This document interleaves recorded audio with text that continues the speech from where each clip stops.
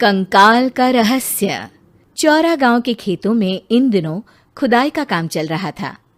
असल में इसी गांव से होकर एक अच्छी सड़क गुजरनी थी, इसलिए यहाँ खुदाई शुरू की गई थी। अचानक एक दिन खुदाई करने वाली मशीन से कुछ टकराता है। बाद में जब खोजबीन की जाती है तो वहां से 2 कंकाल मिलते हैं। पुलिस गांव के लोगों से पूछताछ शुरू करती है। आप लोगों को क्या लगता है ये किसके कंकाल हो सकते हैं? अरे साहब, हमें क्या पता ये किसके कंकाल है, आप ही लोग पता लगाइए। हम लोग तो बहुत ज़्यादा डरे हुए हैं। हाँ, हमारी फॉरेंसिक टीम अभी आ रही है। ये बताओ कि इस गांव के रहने वाला कोई जोड़ा गायब तो नहीं ना? क्योंकि शुरुआती जांच में तो ये बात सामने आ रही है कि एक कंकाल किसी पुरुष का है तो एक किसी महिला का। साहब, हमें तो बहुत डर लग रहा है। ऐसे कंकाल मिलने का मतलब गांव के आसपास ही किसी की हत्या हुई है या फिर किसी को जलाकर मार डाला गया है। हाँ साहब, हम अपने परिवार को लेकर बहुत ही ज्यादा परेशान हैं। देखिए, आप लोगों की परेशानी हम समझ सकते हैं, लेकिन आप लोगों को पुलिस का सहयोग करना होगा, क्योंकि आपके सहयोग के बगैर हम ये पता नहीं लगा सकते हैं कि आखिर ये किसके कंकाल है और इनकी हत्या किसने की। ठीक है साहब, गांव के लोग आपका पूरा सहयोग करेंगे। हाँ साहब, पूरा सहयोग करेंगे। तो फिर ठीक है, हम अपनी जांच शुरू कर देते हैं। कुछ दिन बाद जांच रिपोर्ट आ जाती है। पता चलता है कि ये कंकाल करीब 20 साल पुराने हैं, यानी 20 साल पहले किसी जोड़े की हत्या कर शव को यहाँ पर दबा दिया गया था। इंस्पेक्टर राघव, ये बताओ कि 20 साल पहले की मर्डर मिस्ट्री क्या अब सुलझ सकती है? हाँ सर, क्यों नहीं। लेकिन अब सबूत और गवाह काफी मिट गए होंगे। मुश्किल तो होगी, लेकिन शायद किसी परिवार को इंसाफ मिल सके। इंस्पेक्टर राघव, आप बिल्कुल सही कह रहे हैं। किसी परिवार को तो इंसाफ मिलेगा ही और किसी को उसके किए की सजा भी मिलेगी। जी सर, मैंने तो जांच शुरू भी कर दी है। 20 साल पहले इस गांव के 2 जोड़े अचानक कहीं गायब हो गए थे। मैंने दोनों ही परिवारों के बाकी के सदस्यों से बातचीत शुरू की तो उन्होंने बताया कि उनके बच्चे शहर गए थे, लेकिन आज तक वापस नहीं लौटे हैं। लेकिन ये दोनों शव किस परिवार के सदस्यों के हैं, ये कैसे पता चल सकेगा? सर, मैंने डीएनए टेस्ट करवा लिया है। आज शाम तक इसकी रिपोर्ट भी आ जाएगी। अच्छा, ठीक है। उसी शाम को सर, डीएनए रिपोर्ट के मुताबिक ये दोनों ही लाशें चौरा गांव के रहने वाले प्रधान सुल्तान सिंह के बेटे और बहू की है। लेकिन इनकी हत्याएं किसने की है, ये कैसे पता लगेगा?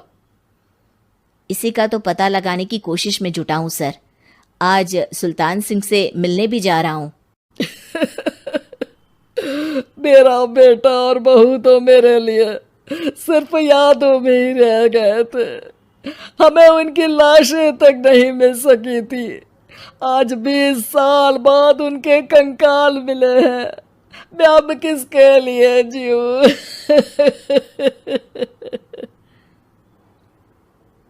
लेकिन सर, क्या आपकी किसी से कोई दुश्मनी थी? अपने बेटे बहू की हत्या के लिए आप किसे जिम्मेदार मान रहे हैं? अब मैं किसका नाम बोलूं? मेरी तो किसी से दुश्मनी नहीं थी, बस मेरे बेटे बहू को कोई वापस ला पाता।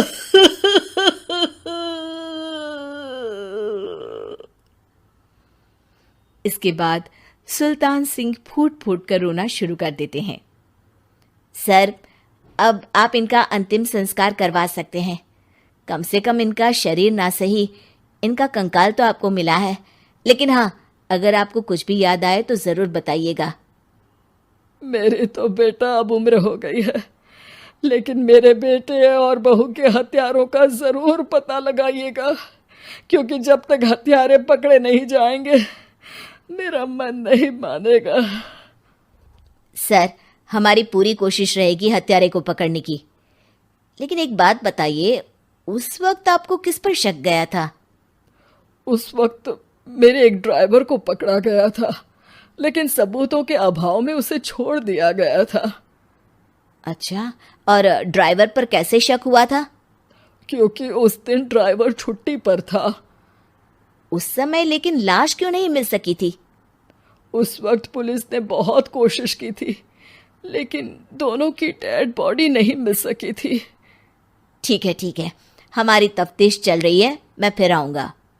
इसके बाद इंस्पेक्टर वहां से चला जाता है और सुल्तान सिंह अपने बेटे और बहू की याद में खो जाते हैं।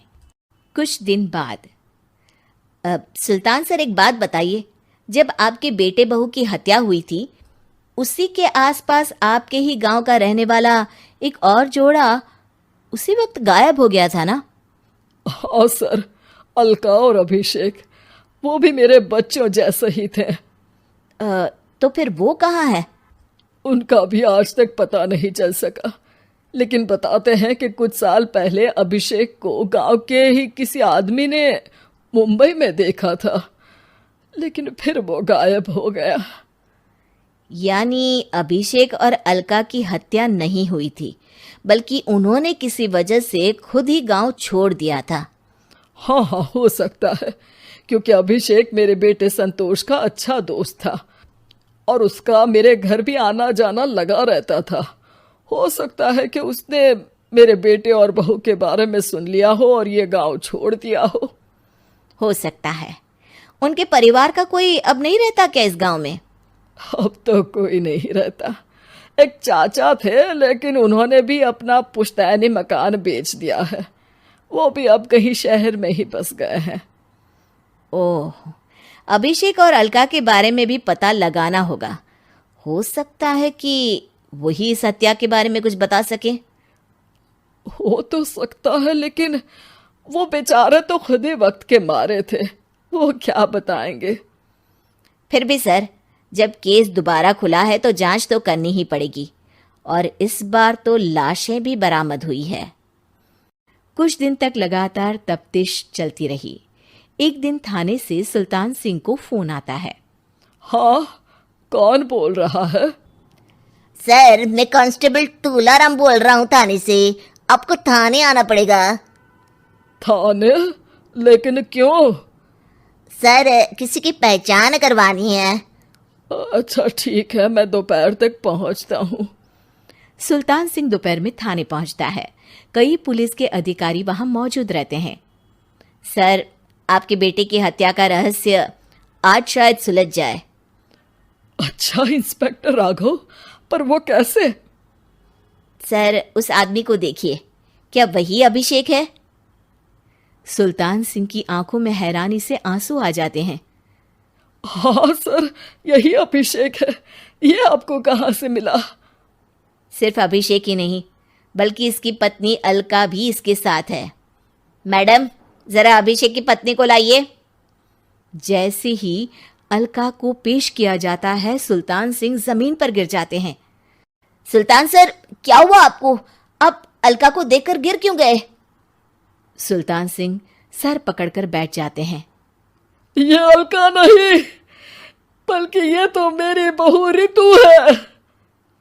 पूरा थाना एक दूसरे का मुंह देखने लगता है। क्या?